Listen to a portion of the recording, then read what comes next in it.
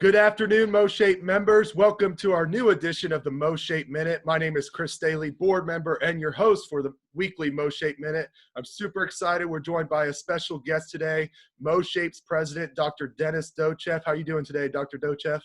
Excellent. Good.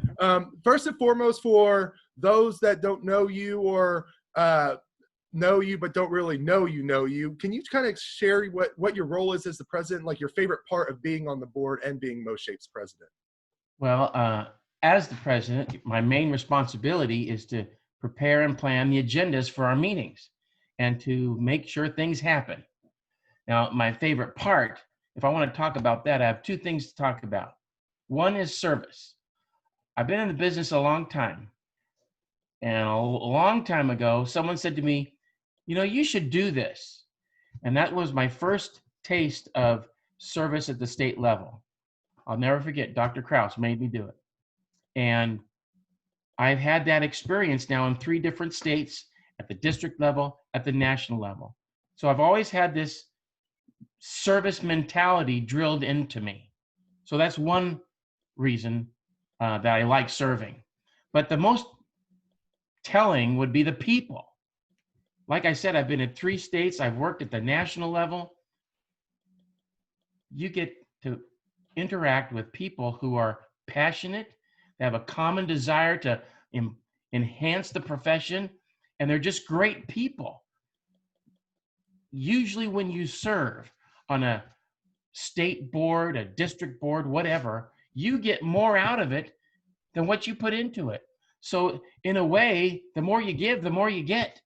So I think my favorite part is just dealing with the people.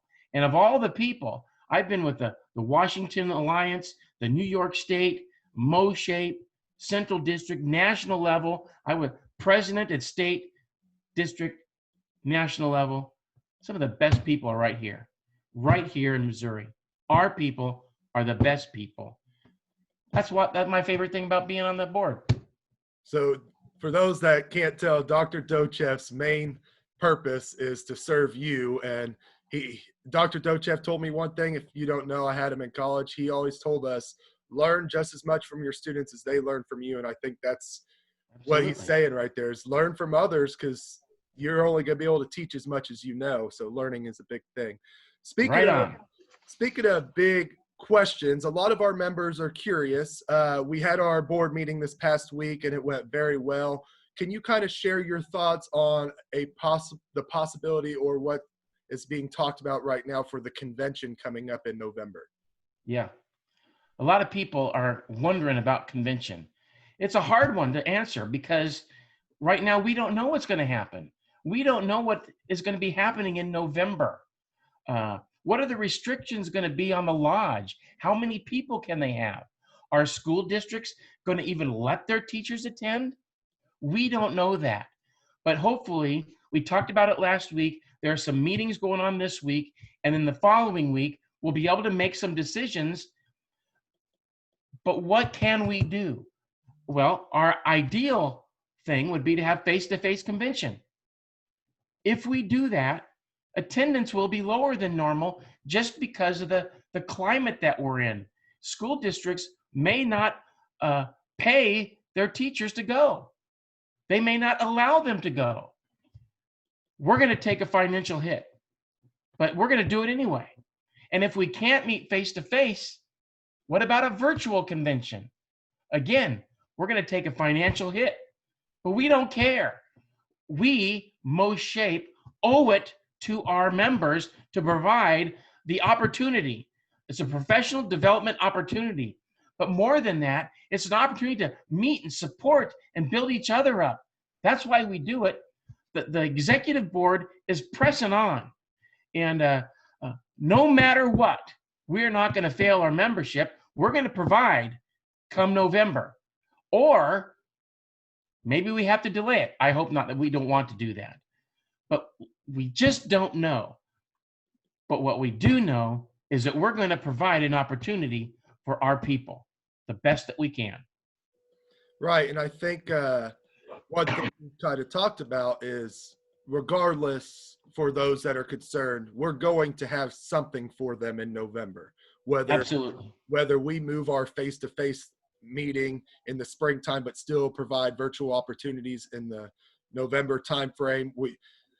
Your big thing is no matter what, we are going to provide them with stuff November because, like you said, we owe it to them. And I think that's one thing Dr. Docheff's been big on is we've got and we will provide for our Absolutely. So one thing we talked about at the board meeting last week, and it's something very exciting and very new, and I think it's going to be great, is a new task force. And I don't really want to take away your thunder of what it is. So can you go ahead and explain and tell people about this new task force we're creating? Yeah. Just so people know how the board and how MOSHAPE works, we have a number of committees. I'll talk maybe more about that later, but committees do work. They make things happen. Well, sometimes you need some things done that's not a standing committee, and you create task forces. We have 2 of them going on right now. We are in the midst of forming a new task force on equity, diversity, and inclusion. And the purpose of the task force will be to look at issues of social justice within our profession, within our own MOSHAPE. Personally, the hope is that the task force will become a standing committee. It's something that's going to be ongoing, but we want that to come out of the need or the recommendation of the task force. We have to make it clear to our membership that MOSHAPE values everyone, period. I'm not very good at PC stuff. I don't always say the right terms. Sometimes I offend people. But bottom line, it's a pretty simple thing. We honor and value everyone. So this task force, their job will be, in essence, to ensure that discriminatory practices do not and will not occur in MOSHAPE. And then beyond MOSHAPE in our communities. Just on a personal note, sometimes it saddens me that we have to have a task force on this topic. We shouldn't need it. But if you look at the climate that we have right now, it's a must. And so if there are people watching that are passionate about equity, diversity, inclusion, I made this. You can send your name. You could send your contact information and maybe a reason or 2 why you want to be on the task force. We are going to have it made up of our members. So there's my email address. And I really hope it's difficult to decide who's going to be on the task force. You know, you can't have a task force of 20. Things just don't happen. It's too big. But I hope there are 50 people that want to be a part. And if there are, we're going to try to weed it down, and maybe we get to 6 to 8, but those 6 to 8 will stay connected to those 20, 30, 40, 50 more, and they will create a web, if you will, or a network of people who care about all of us. That's the point of the task force. I'm glad you asked. I think that's going to be a really pivotal part of what the future of MOSHAPE is for sure, especially with what society is going through right now and everything. So. Instrumental in our future direction and our practice. Exactly. Because to be honest with you, we're not very diverse right now at all. And so we need to do better. We all need to do better. So for those that are interested, like Dr. Docheff said, just email him. It's docheff@ucmo.edu. And if you have any other questions, you can reach out to us on our Twitter page as well. Just all kinds of things. We'll get the answers to you as quickly as possible. So before we wrap up the show, one thing we've got going on this morning at 11 o'clock or earlier this morning was Guy Danhoff's interview with Jamie Sparks, the past president of Shape America. And I feel like now, especially being on the MOSHAPE board, this is my first year on it, I never realized how close MOSHAPE is with some of our big time Shape America execs, so to speak. Like, we have really good relationships with them. How important do you think it is that MOSHAPE continues to have such a strong relationship with Shape America and all the people up at that level? It's huge. I think it's truly remarkable the strides that Guy has made through social media. MOSHAPE is not known just in Missouri. We're known across the country. The people at headquarters in Reston, Virginia, they know us. People know us. And a lot of that is due to the work that Guy has done through social media, and also things like this MOSHAPE Minute. People are watching, but Guy is making headway. He's paving the way for many others. He's a go-to guy. The stuff he's doing for us, he is also doing for our National Association. And the advances in social media is allowing us to make a positive impact. But it's not just the only way that MOSHAPE makes a difference. It's the people. MOSHAPE is setting the standard. And the advances in social media are letting other people know about it. It's obvious to some people. Look at the response to Health Moves Minds. Missouri set the standard. Look at the obvious response to the Chalk Your Walk. Remember that this spring? People noticed through social media. Others from outside MOSHAPE are asking, how are you doing stuff? Because of social media. So that's really important. Guy is a part of MOSHAPE. But the executive board, you're on the board. Look around that room and see who's in there. We've got great people. I will tell the people listening right now, next year, Patrick is going to be a great president. I think he is so smart and he is so passionate. He'll be just a great president. If we look at the efforts made by our members, I mentioned our committees earlier. I wrote them down so I wouldn't forget. Advocacy, awards, future directions, future professionals, initiatives, marketing and communication that Chris is the chair of, member services. All those people doing stuff for each other, for the state, for our kids in schools. And so we have others. There are great people out there. Christy Spears, Kyle Salvo. I shouldn't have said their names because I'm going to leave others out.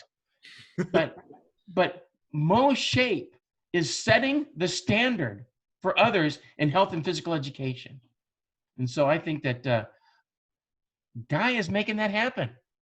So when you go to conference or convention and you see someone interviewing somebody, it's on social media.